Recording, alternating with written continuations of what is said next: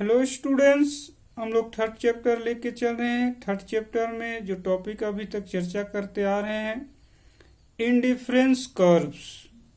आज इसी टॉपिक पे चर्चा करेंगे, करेक्टरिस्टिक्स ऑफ इंडिफरेंस कर्व्स।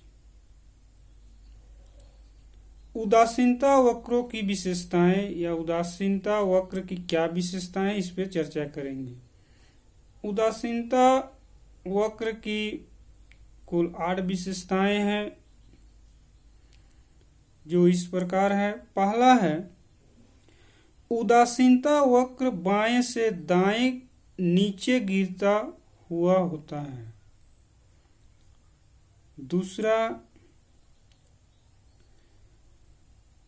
ऊंचा उदासीनता वक्र नीचे उदासीनता वक्र की तुलना में उच्च संतुष्टि स्तर को बताता है। तीसरा है, एक ही उपभोक्ता के दो उदासीनता वक्र एक दूसरे को कभी नहीं काटते। चौथा है, उदासीनता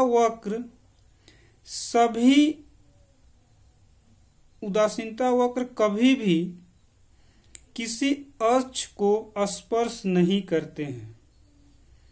पांचवा है, उदासीनता वक्र मूल बिंदु की ओर उन्नतोदर होता है, क्योंकि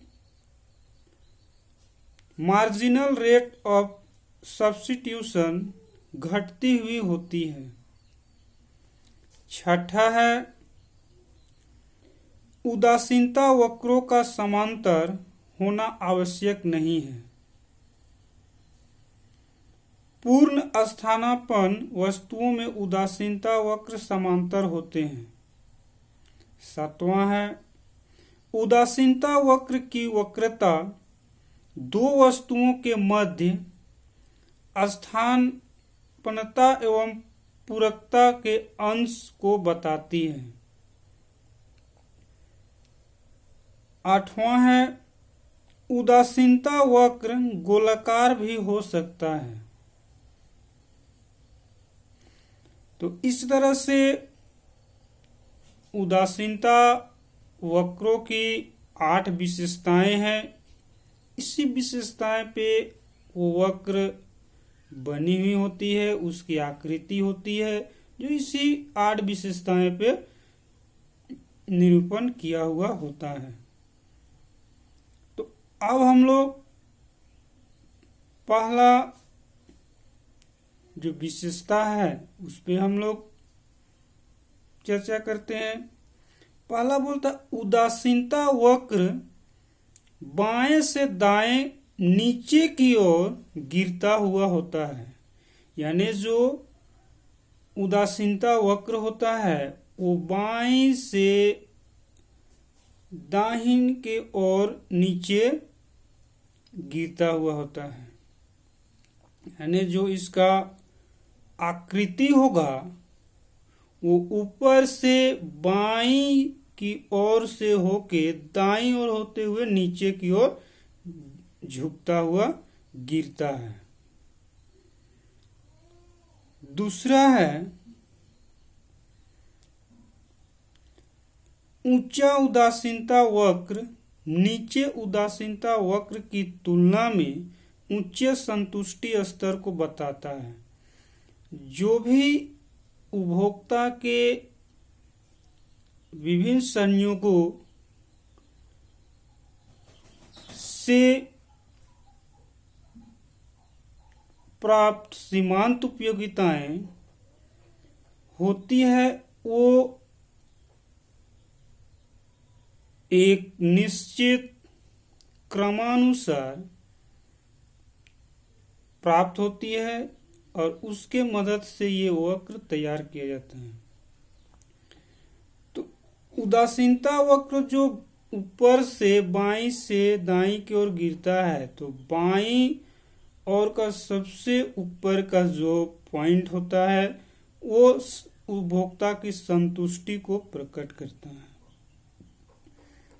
तीसरा है, एक ही उपभोक्ता के दो उदासीनता वक्र एक दूसरे को कभी नहीं काटते हैं। एक उपभोक्ता के जब दो उदासीन वक्र एक ही डायग्राम में बनाया जाता है तो आपस में कहीं नहीं मिलते हैं, वो कभी आपस में एक दूसरे को नहीं काटते हैं। चौथा है, उदासीनता वक्र कभी भी किसी अक्ष को स्पर्श नहीं करते हैं।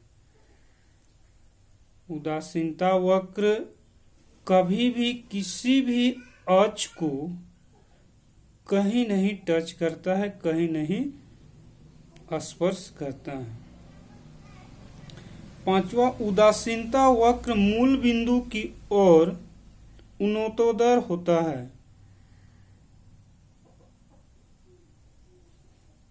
उदासीनता वक्र जो होता है वो मूल बिंदु की ओर उन्नतोदर होता है। इसका कारण है कि सीमांत प्रतिस्थापन दर घटती हुई होती है।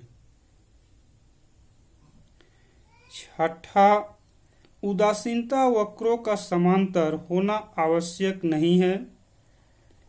उदासीनता वक्र एक उपभोक्ता की एक से अधिक वक्र जो तैयार होता है वो एक समांतर होना आवश्यक नहीं है। सातवां है, उदासीनता वक्र की वक्रता दो वस्तुओं के मध्य स्थानता एवं पूरकता के अंश को बताती है। उदासीनता वक्र जो है वो दो वस्तुओं की पूरक वस्तुओं को बतलाता है। आठवां, उदासीनता वक्र गोलाकार भी हो सकता है। उदासीनता वक्र जो है वो गोलाकार भी हो सकता है। तो इस उदासीनता वक्र की विशेषताओं पे बोल्डिंग ने अपने विचार दिए हैं। वो बोलते हैं, बोल्डिंग के अनुसार जब वस्तुएं एक सीमित मात्रा में उपभोग की जाती है और उस सीमित मात्रा की प्राप्ति के बाद जब उपभोक्ता द्वारा उस वस्तु के उपभोग की कोई इच्छा शेष नहीं रहती है तब उदासीनता वक्र गोलाकार हो जाता है। तो इस तरह से उदासीनता वक्र की विशेषताएं पे आज चर्चा किए।